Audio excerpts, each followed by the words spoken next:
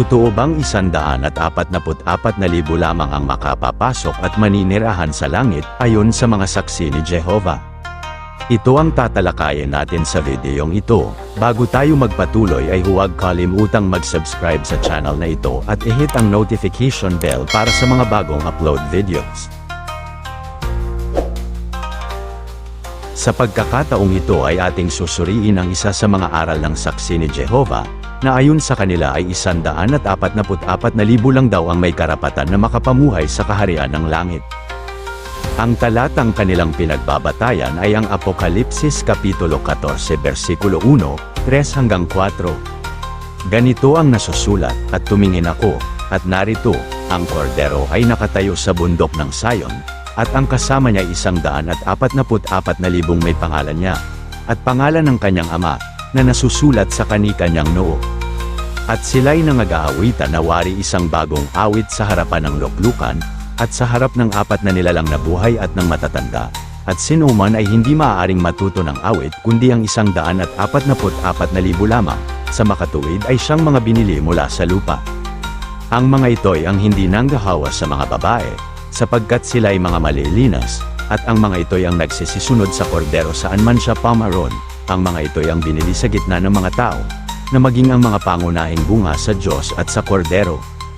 Ang paniniwala ng mga saksi ni Jehovah, ang 144,000 na binili ni Kristo sa lupa bilang pangunahing bunga ay siyang munting kawan, na nakasulat sa Lucas Kapitulo 12 versikulo 32, "Huwag kayong mga takot, munting kawan, sapagkat nakalulugod na mainam sa inyong ama ang sa inyo'y ibigay ang kaharian. At ang mga kaanib naman daw na hindi makakasama ay maghahari sa lupa," na mababasa daw sa Apokalipsis Kapitulo 7 versikulo 9. Pagkatapos ng mga bagay na ito ay tumingin ako, at narito, ang isang lubhang karamihan na di mabilang ng sinuman, na mula sa bawat bansa at lahat ng mga angkan at mga bayan at mga wika, na nakatayo sa harapan ng luklukan at sa harapan ng kordero, na nangadaramtan ng mapuputing damit, at may mga palma sa kanilang mga kamay. Kaya, hindi sila naniniwala na susunugin ang lupa dahil sa kanilang aral o doktrinang ito. Subalit, totoo ba na ang 144,000 lamang ang makararating o makapapasok sa langit batay sa Apokalipsis Kapitulo 14 versikulo 1 at 3 hanggang 4? Hindi, kundi dapat nating mapansin na walang sinasabi sa talatang iyan na ang 144,000 lamang ang makararating o maninirahan sa langit. Wala ding sinasabi sa Apokalipsis Kapitulo 7 versikulo 9 na ang mga hindi makakasama sa 144,000 na nasa langit ay maghahari sa lupa lamang. Naniniwala ang mga saksi ni Jehovah na sila daw ang tinutukoy na mga taong binili o tinubos ng dugo ni Kristo. Alamin nga natin mula sa pagtuturo ng mga apostol. Ganito ang mababasa sa Acts 20:28 na pagtuturo ni Apostol Pablo. "Take heed therefore to yourselves and to all the flock, over which the Holy Spirit has appointed you overseers, to feed the church of Christ which He has purchased with His blood." Lamse Translation. Malinaw na hindi saksi ni Jehovah ang binili o tinubos ng dugo ni Kristo. Walang mababasa sa talata o pagtuturo ni Pablo na ganon. Ang mababasa sa talata, ang binili o tinubos ng dugo ni Kristo ay ang Iglesia ni Kristo. Linawin pa natin upang inyong lubos na maunawaan. Sino at ano ang munting kawan ni Kristo ayon sa Lucas Kapitulo 12 versikulo 32? Ang kawan ay ang binili o mga tinubos ng dugo ni Kristo na binabanggit ni Pablo sa Gawa Kapitulo 20 versikulo 28, na titiyak nating hindi mga saksi ni Jehovah, kundi ang sabi doon ay Iglesia ni Kristo. Ang munting kawan o ang Iglesia ay bibigyan ng kaharian.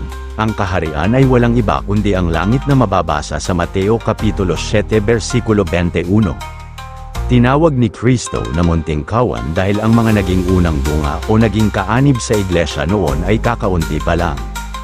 Wala ring sinabi na para lamang sa munting kawan ang kaharian ng langit. May pangako ang Panginoong Hesukristo sa kanyang mga alagad tungkol sa kanilang tiyak na paroroonan.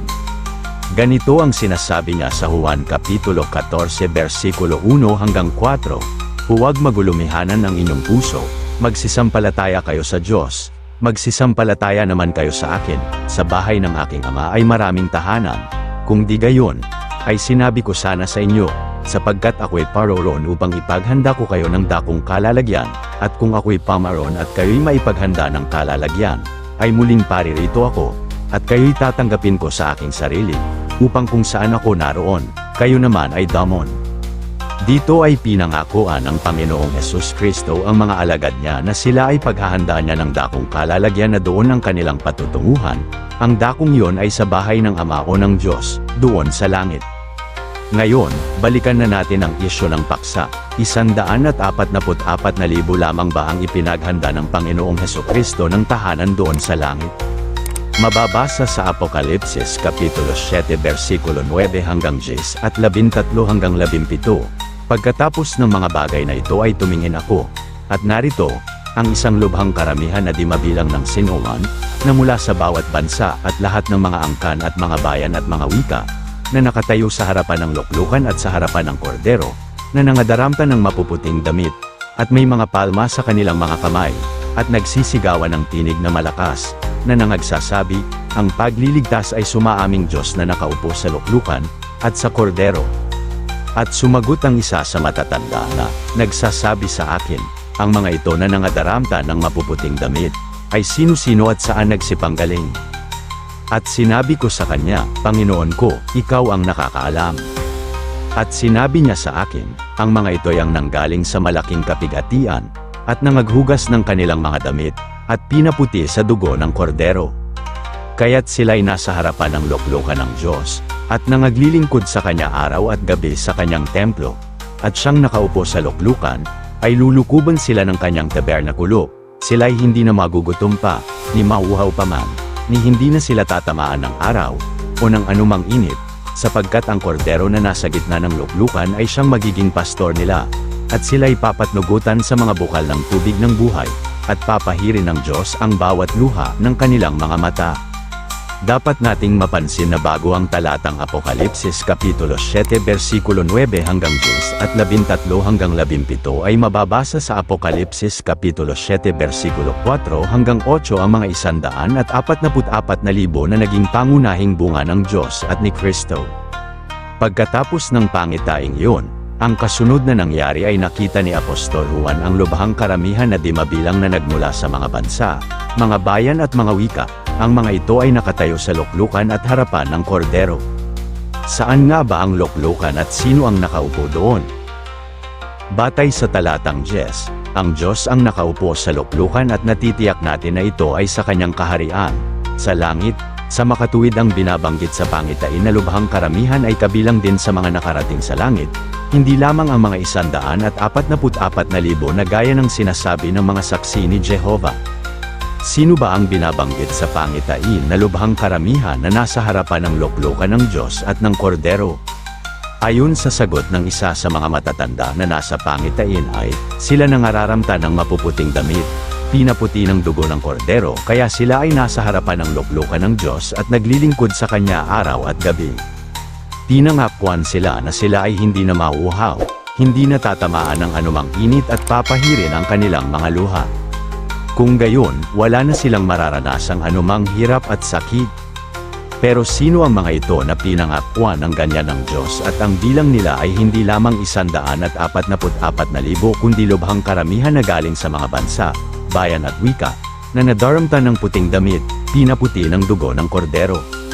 Sila ay ang mga binanal ng dugo ng Panginoong Hesukristo o mga tinubos niya. Gaya nga ng sinasabi ni Apostol Pablo sa Acts 20:28 Lamse Translation, Take heed therefore to yourselves and to all the flock, over which the Holy Spirit has appointed you overseers, to feed the church of Christ which He has purchased with His blood. Kung gayon, ang mga lubhang karamihan na mula sa mga bansa, bayan at mga wika ay mga kabilang o kaanib sa Iglesia ni Kristo, hindi saksi ni Jehovah. May karugtong, abangan ang Part 2.